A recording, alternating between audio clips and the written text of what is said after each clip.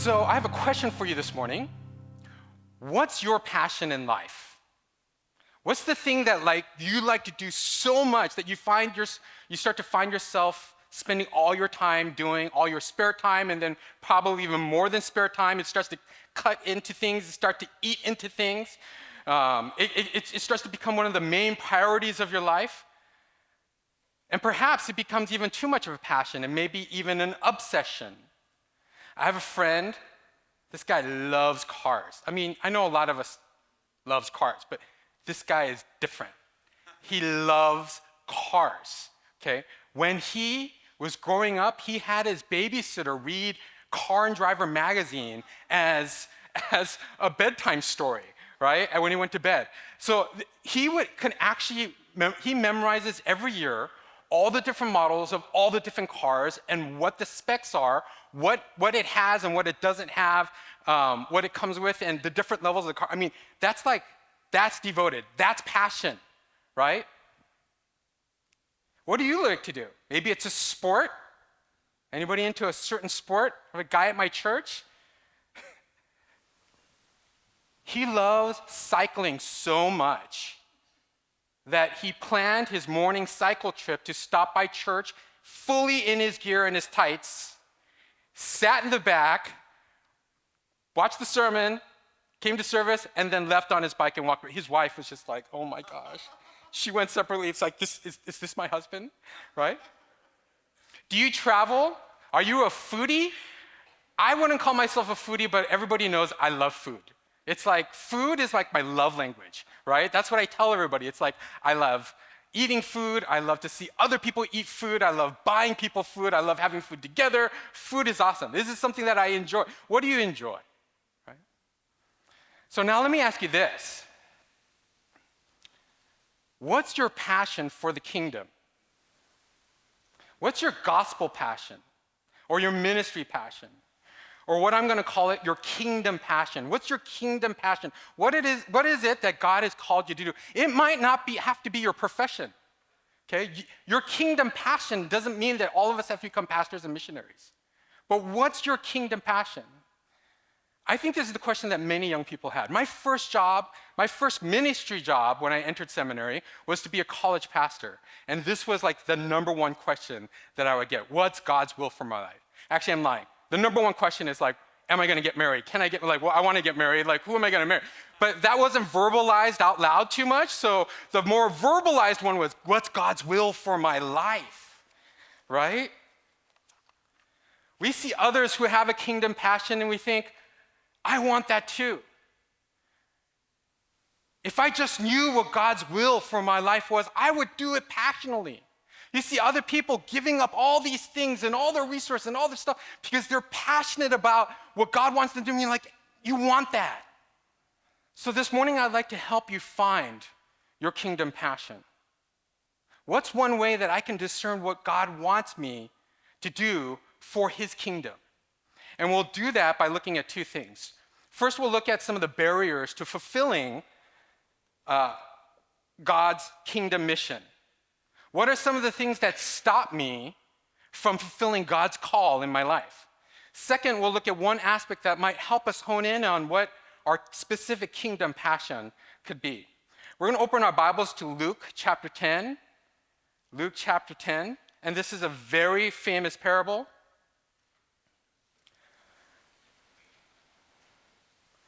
Starting from verse 25. Luke chapter 10, starting from verse 25. Now an expert in religious law stood up to test Jesus, saying, "Teacher, what must I do to inherit eternal life?" He said to him, "What is written in the law? How do you understand it?"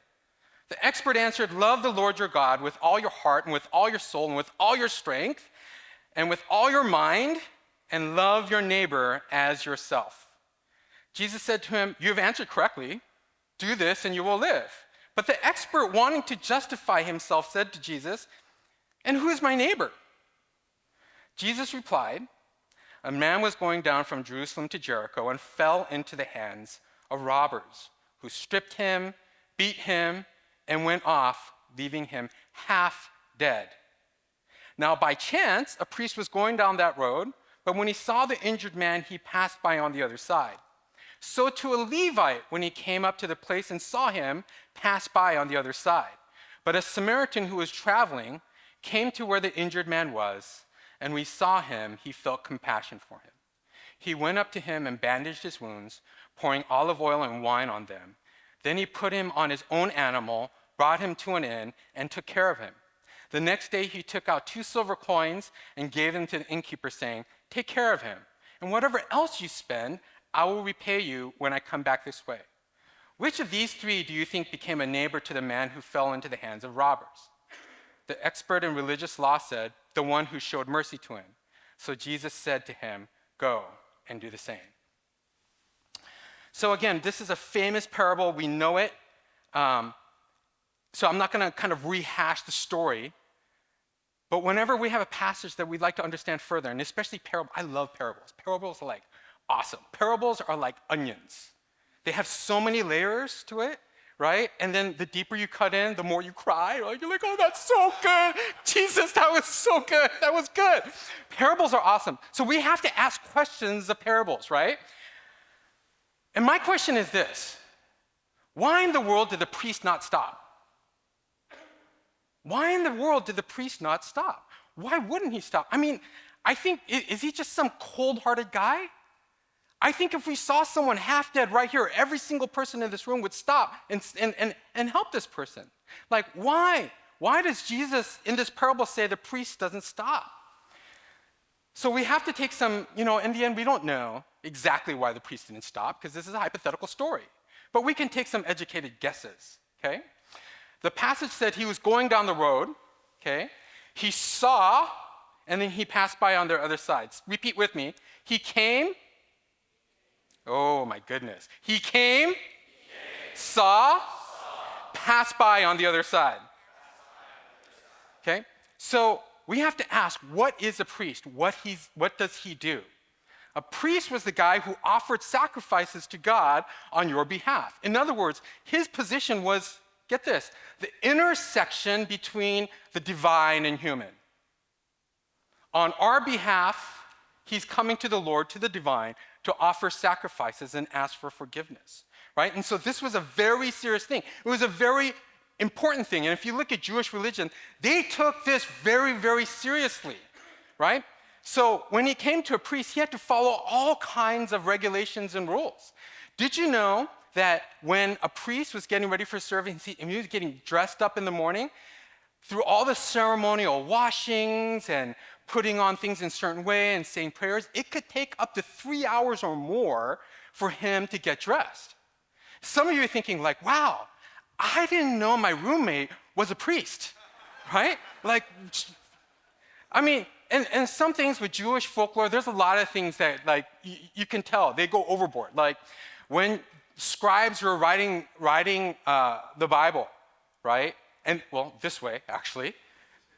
And they got to the name of God, the holy name of God.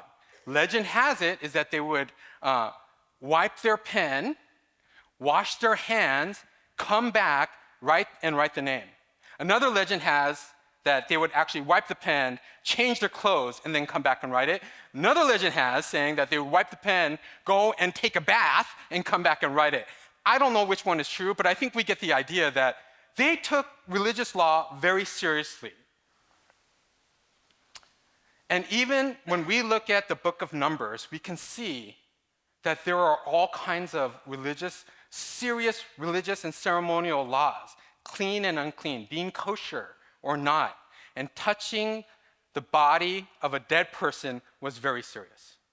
In Numbers chapter 19, you don't have to turn there, from verses 11 to 16, Numbers 19, 11 to 16, it talks about touching a dead body. If you touched a dead body, you would be unclean for 7 days.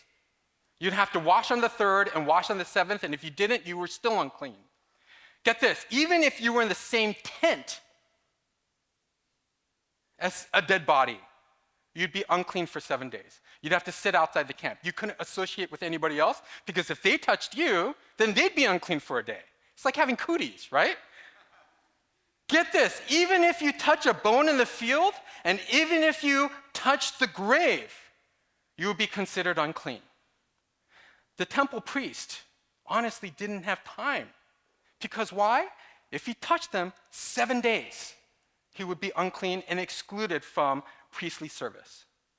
He wouldn't be able to fulfill his call for what God wanted him to do as a priest. The passage makes an effort to say that the person is half dead. Can't be dead or else we wouldn't have a story. So he says half dead. Dead enough to where one would have to think about whether he was or not. So the question I have for you this morning is, how comfortable are we with people that in our evangelical circles that we consider unclean?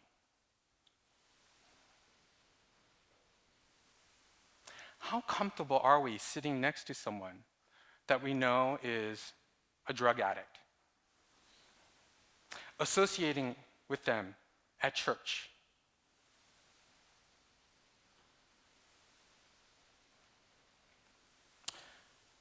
You guys are familiar with Calvary Chapel right down here in Costa Mesa? That was a church that started in the 70s, the Jesus movement, right? And there's this well-known story that as the hippies started coming into the church, they came in with bare feet, and so they would soil up the carpet. And so one year they replaced the carpet, and the elders took the opportunity to put up a big sign. Now that they had new carpet, big sign, no bare feet allowed. Chuck Smith got there, fortunately, in the morning, and he was so heartbroken. Took the sign down, and then the next elder meeting, he says, guys, how can we do this? And I quote, he says, if because of our plush carpeting we have to close the door to one young person who has bare feet, then I'm personally in favor of ripping out all the carpeting and having concrete floors. What barriers do we have for people coming to our churches, to our fellowship? What about someone who's homeless that walks in? Or maybe someone who's clearly part of a biker gang, right? They come in and you're like, whoo, you're just scared. If someone, as a church, we want to say that we want to share the gospel. We even say that's our main mission, right? And yet when it comes to people we want to share the gospel with, non-Christians, we want them not to act like non-Christians before we connect with them. If someone is in need of the gospel, it means they're deeply broken and in need of Jesus just like us.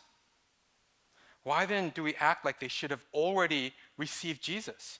Why shouldn't we actually expect them to be foul-mouthed, to be addicted to something, living a promiscuous life?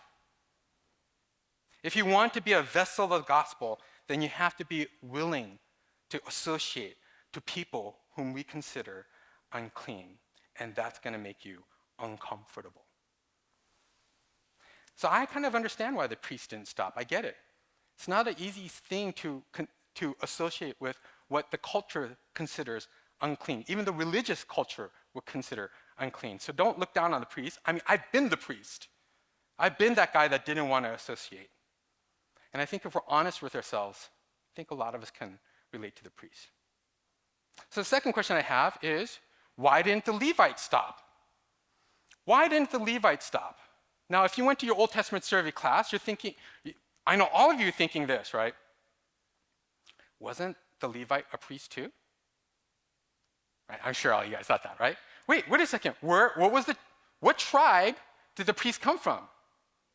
Levi. They were the Levites. They weren't even given land. They were just had to hang out outside of the land. They were given portions outside of towns and stuff and to do things, right? So here's the thing. There are actually two classes of priests. There are the high priests, and that came from the line of Aaron. And then there were the Levites who were priests, but they were more, they were called second order priests. They would be singers and gatekeepers. They would take care of things. In other words, people say that they serve the people, while as the high priests, they would serve God. Okay, so that would be that. The Levite couldn't come in and offer a sacrifice. So then you're thinking, okay, that's why it's a Levite. Wait, with the Levite, maybe this guy, he doesn't have the ceremonial problems, like the ritual washing problems, as the priest, but he's still a religious leader. So he's one of the good guys. Yeah, it's going to be the Levite. The Levite's going to save the day. But then he walks by on the other side. Why?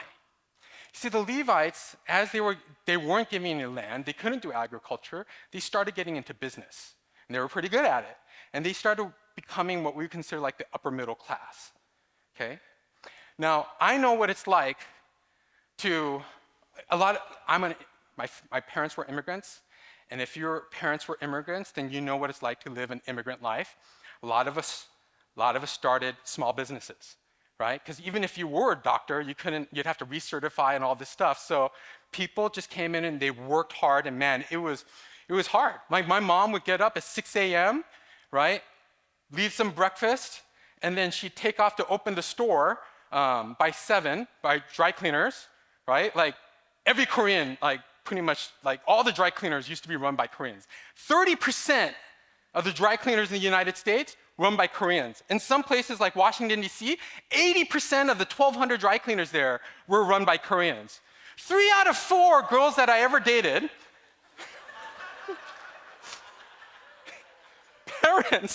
parents owned a dry cleaners. So dry cleaners is a Korean thing that we all understand, right? They'd work in the heat all day and then like at 7 p.m. close, right? And then immigrants, like I remember coming to Biola and the cafe had opened from like 5 to 6:30 or something like that, right? And none of us were hungry then.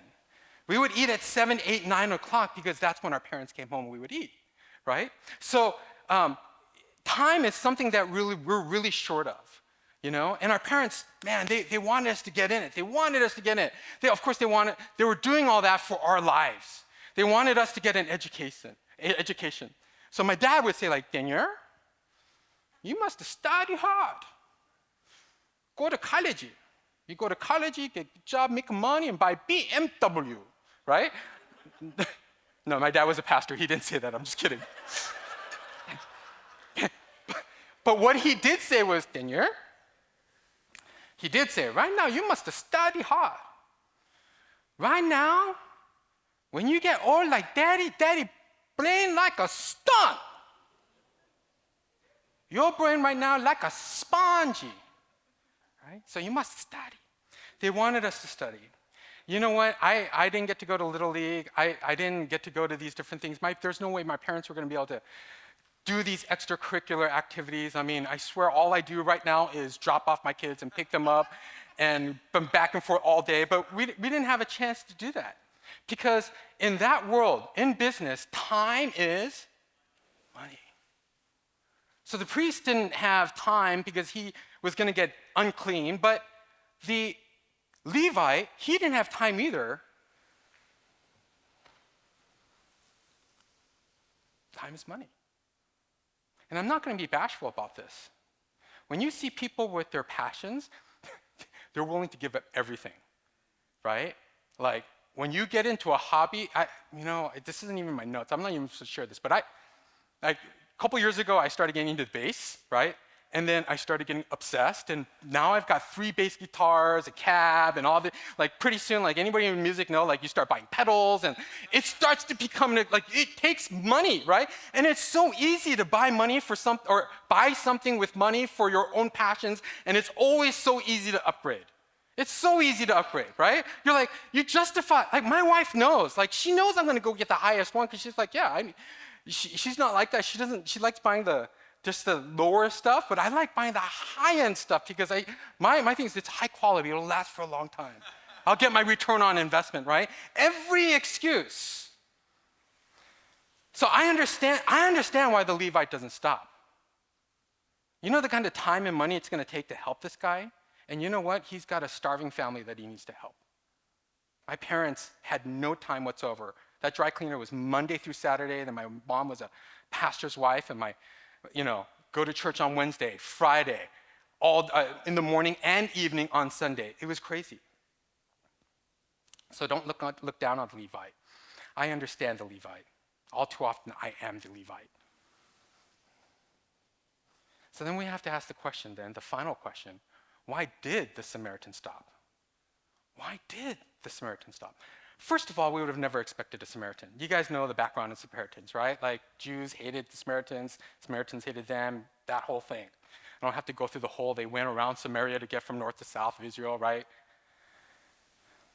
The proper order of the way things are usually done is they say the priests, the Levites, and all Israel.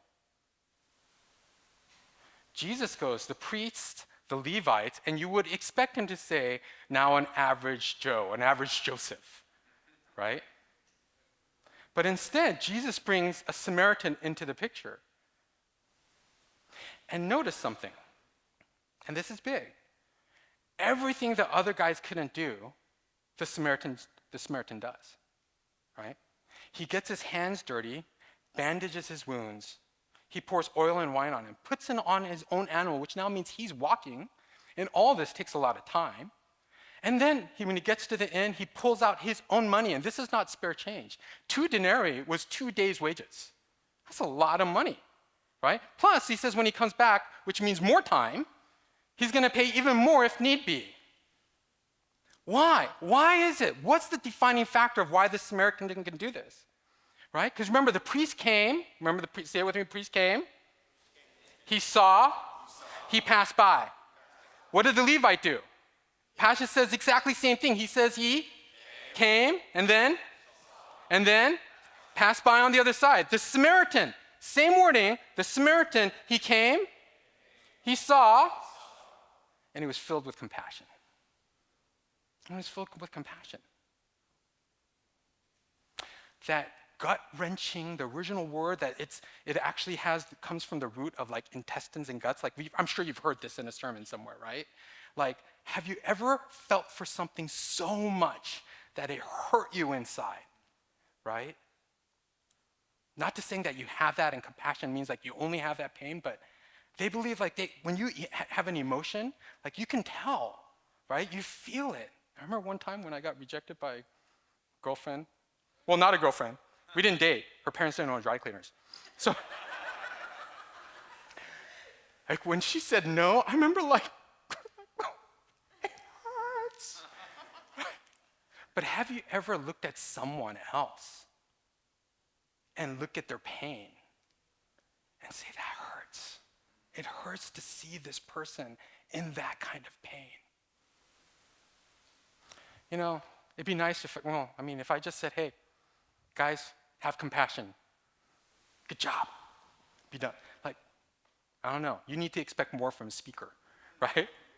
Like, okay, so what is compassion? How do I have this? How do I get this? Like, what is it's compassion? How do I get this? The word compassion that's translated to compassion is only used 12 times in the New Testament. 12. All of them happen in the Gospels. None of them in the epistles. Okay? Except for 3. So 9 out of 12, every single time it's used of Jesus. Jesus looked at the crowds, filled with compassion, and fed them. Jesus looked at the man who was broken and wounded, was filled with compassion, and he healed him. 12 times, or 9 times. The other 3 times only come in parables. The other 2 parables is the prodigal son, and it's the father figure that his eyes are filled with compassion, his heart's filled with compassion, okay? And the king who forgave the debt of the servant who didn't forgive the fellow servant, the parable of the unmerciful servant, okay? The 3rd time is in this passage. So when we look at that, it's always either Jesus or a divine figure. When we do that, does it make you look at this passage differently? Because we always tend to say, who am I in this passage? Who am I? Well, it's more like, who is Jesus? Because if we take that further in this word study, maybe Jesus is saying, hey, I'm the Samaritan, and I look at people with compassion. And then all of us, who are we? Sometimes we are the ones that are half dead, in need of salvation, in need of healing, in need of compassion.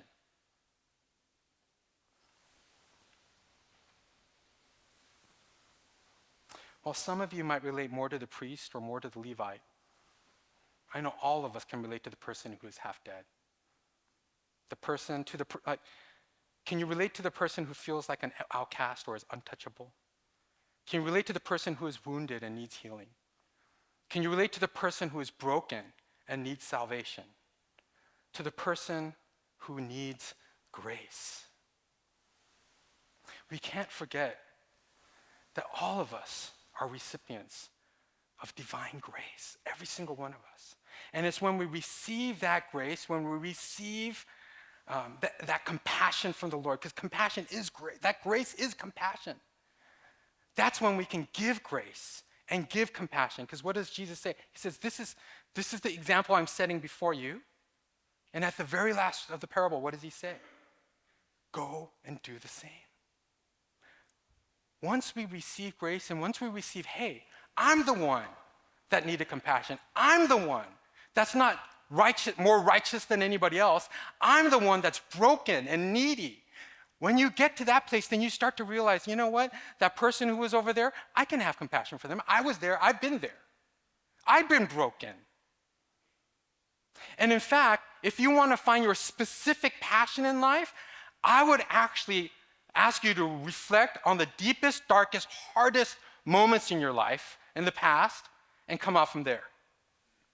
You know, there's a time that I've had 2 spine surgeries, lower back and in my neck, and when your spine hurts, it is the most incredibly painful thing ever. Like there was a time that I could not walk. I could not walk. So now that I'm healed from those things, praise the Lord, anytime someone says they've hurt their back, I'm like, oh dude, did you ice it? Did you take ibuprofen? Have you gone to PT? Like I start getting overly motherly, right? Because I know what it's like to go through that. Do you know what it's like to be homeless or have food insecurity, to be hungry? There was a lady in Colorado. It was on some news show, like 2020 or 60 Minutes. This lady went through the 2008 recession, had a big old house. Husband lost his job, got laid off, and now they were underwater on their mortgage. The house was worth less than what they owed on it. Millions of Americans went through this and suffered this. And she got to the point where their family was hungry and she needed to provide for her family. And she cringed when she realized she had to go to the food bank. The food bank is where they give out free food or really cheap food, where all the grocery stores give some of their almost expired food to go in there. And she's like, man, I could not bring myself to walk in there. Fast forward 5 years later, right? Do you know where she works? At the food bank. At the food bank.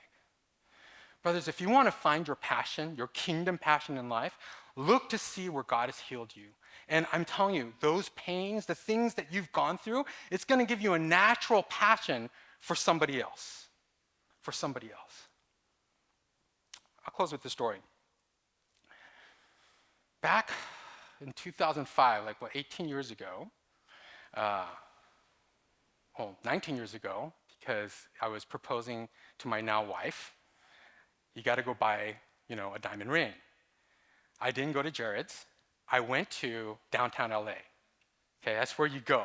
Okay, you go downtown LA where parking, they charge you $100 an hour for parking, okay?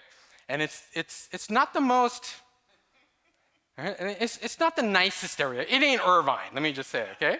So you park your car and I'm walking along and okay, I'm a little embarrassed. I was 30, and back in the day, for Asian culture, 30 was old, right? And I'm it's whatever, right? And so, but my parents got all excited when I finally came home with someone whose parents don't own a dry cleaners. My wife's parents did not own dry cleaners, and so they wanted to go with me. And I'm like, really? You want to go with me? They want to go with me. So I parked the car. I'm walking along. Mom's in front. I'm here. My dad's right there. So I try to have them flank me. My mom, as she's walking by, there was a vet there, homeless vet, one leg, homeless clearly. And he's just, can you help? My mom, if you see, she's small, she's very, she's a prayer warrior. She's 80 now, and all she does in life is just pray. She's done a 40-day fast, a prayer fast, 40 days. right? She's a godly woman. And if you see her next to this big man, like you think, oh, clean, unclean, right?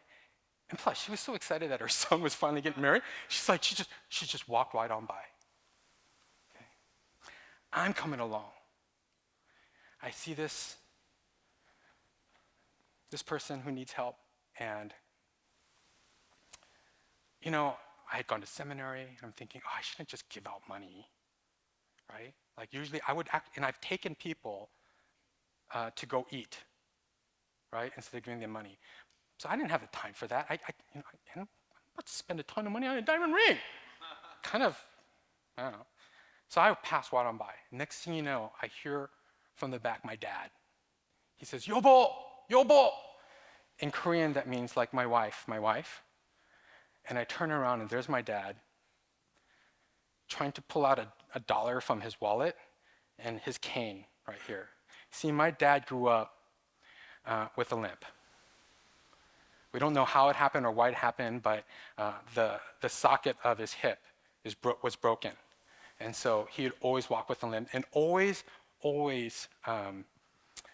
endured a lot of embarrassment from that and a lot of pain. So while my mom walked by and I walked by, my dad looked at him and said, "I know what that's like." Brothers and sisters, if you want to find your compassion in life, your passion in life, find your compassion. And if you want to find your compassion, find where you've received compassion. And I promise you, that will take you to your kingdom passion. Can we pray? Let's take a moment and just take a second to reflect. What are the difficult times that you've had in your life? The times when you said, actually, Lord, take this away from me. Why aren't you taking this away from me?